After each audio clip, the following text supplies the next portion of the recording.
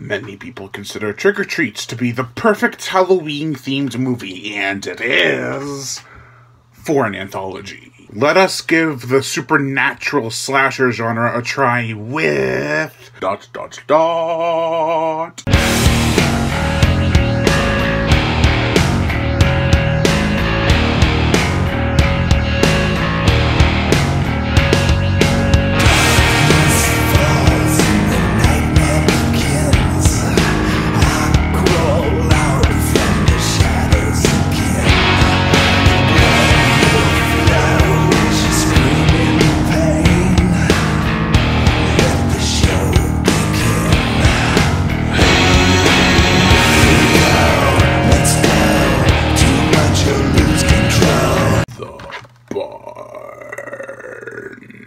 A film that has been an awesome idea since 1993. The year I was born. Thieves! Just kidding. The plot. After Sam, played by Mitchell Mussolino, is told to grow up and forget Halloween this year, he and his friend say screw that, and decide to have some fun before going to a concert that is at one point sponsored by Ari Lehman. So they decide to go trick-or-treating around a town that has a nearby barn with an infamous lore behind it. Knock and say trick-or-treat 3 times, and you unleash 3 evil spirits. Hallowed Jack, the Watcher of the Pumpkin Patch, Candy Corn Scarecrow, the Protector of the Harvest, and the Boogeyman, the Guardian of the Barn. Or Guardian of the Underworld. What an awesome lineup of killers! So, can Sam and his friend survive the night, or will this Halloween indeed be his last? After watching this once, and then again with an audio commentary, and then again with my mom, while making her guess which year it came out, yeah, I think I've stumbled upon my go-to Halloween-themed movie. Made in 2015, this film didn't get a DVD release until 2016, and we're just now getting a Blu-ray in 2017.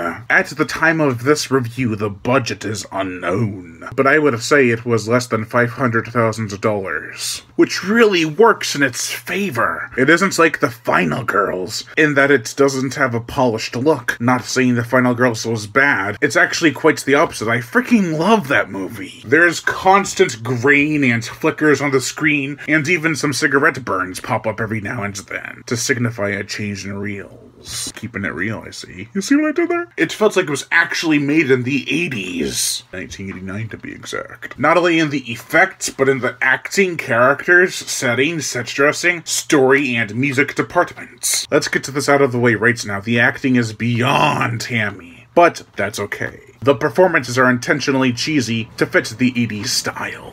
Mitchell Mussolino, who played Sam, Will Stout, who played Josh, Lexi Drips, who played Michelle, Cortland Woodard, who played Chris, Nikki Darling, aka Nikki Howell, who played Nikki, and Nicholas Joshua, who played Russell, are not just awesome friends in the movie, but their chemistry and camaraderie is so genuine. They don't act like they were forced to do this movie and be with these people. They seem to be thriving in their roles. Wardrobe was an essential in 80s slashers. You had to look 80s, but nothing that would date your attire too badly. Russell's jumpsuit is the most outlandish outfit, but it works for his character. The rest of the friends are 80s in a more timeless way. Before donning their masks for the night of All Hallows Eve, they end up knocking on the barn door. This unleashes 3 demons. The as-before-mentioned Guardians are super effective. While Candy Corn Scarecrow has a badass design and capabilities, he does look a bit hokey, but that doesn't ruin his character. It is actually more effective because when he does something that doesn't seem like the mask is capable of doing, it's rather shocking. Pumpkin-headed monsters have always freaked me out. It goes all the way back to a childhood dream I had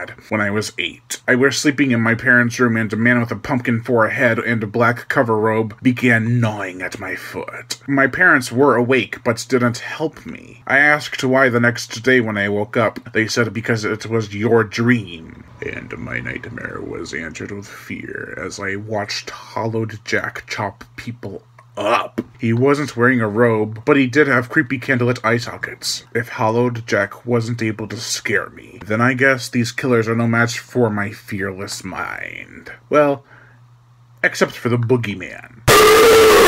This freaking guy is the thing of nightmares, with his pale face and yellow eyes, which reminds me of Pazuzu from The Exorcist. This monster of the night is not only a great killer, but an ironically designed monster. Linnea Quigley from Night of the Demons, Return of the Living Dead, etc., and Ari Lehman from the Friday the 13th original movie, he played the first Jason, have two great cameos in this as well. Linnea Quigley's character's last name is Barnhart. Maybe she'll be in the sequel as a more important character. If they ever make a sequel, I do hope that is the case, because with a last name like Barnhart, come on, how can that not be relevant? Ari Lehman's character is that of a DJ on a TV show, and he is a lot of fun to watch, and apparently a lot of fun to work with because Justin Seaman, the director of The Barn, and Ari joked a lot on set. Ari poked fun at Justin's last name in an unabashful way. I kind of want to know what the joke was.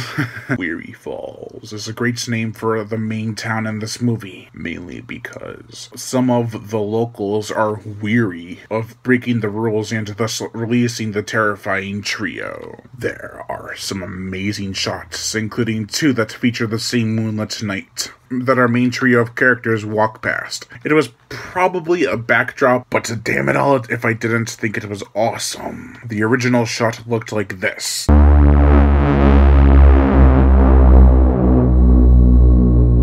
And that would have worked too. Both are equally awesome. Hallowed be thy name. And talking about churches and horror movies is my game. The church in this movie, if I remember correctly, is actually the barn, or was built where the barn was constructed. Both the barn and the church are awesome sets. The barn has an eerie, red, and gruesomely bloody presence, even without any gory kills happening. A campfire story is told in front of the barn, in an actual nighttime setting, with only the barn's front lights and the campfire itself bringing brightness to the scene. By the way, the campfire story scene was just awesome and really brought back memories of Friday the 13th Part 2, Sleepaway Camp 2 Unhappy Campers, The Bernie, and Madman. The church doesn't look underplayed or overly decorated. It's just right and awesome. Speaking of the church, an unholy massacre takes place there, and it's absolutely glorious. Or it's the town hall or something, I don't know, but it was awesome. And that is a good segue to my next section. Let's do this. The gore, the effects. The film starts off with a smash as the boogeyman drives a pickaxe into a little girl's head. Once they are awakened again, they decapitate, eat, chop up, and impale, cannibal Holocaust style, 2 friends out of the 6. From there, the Guardians head off into town and go door to door, not for candy, but for corpses. They kill like 3 or 4 people and then make their way down to the church or town hall or whatever, where the massacre ensues. And let me tell y'all, it's a grubby and a gory mess. I think there was only 1 shot of CG blood in the movie, and the rest was freaking practical. Hells to the yeah! It looks great, too. A little lower quality in some areas, but it's still highly effective. The musical score. Rocky Gray, who works with Evanescence, did the motion picture soundtrack for The Barn, and it's a thing of freaking beauty. It captures 80s horror and Halloween perfectly. It's pure, intense, with synth, drums, guitar, and rock and roll. The songs in the movie are awesome too, especially the songs by Psychotic Symphony and Rebel Flesh. I have the CD and the vinyl for this movie. I love them. They promoted this movie right.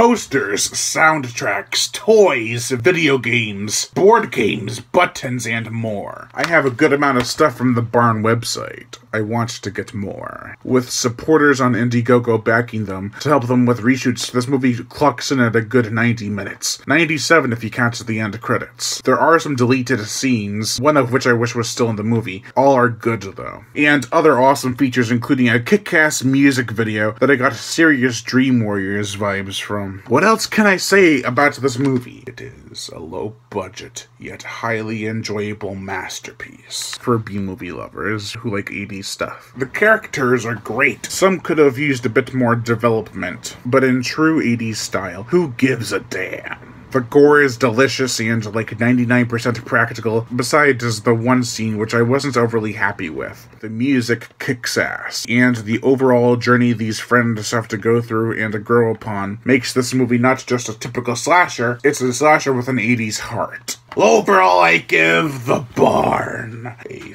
4.5 out of 5. I will definitely be watching this every Halloween. I have finally found my go-to Halloween movie. Hooray! I am Brian Gatto, host of Horror Show Entertainment. Make sure to like my Facebook page in the description below and to leave comments and subscribe.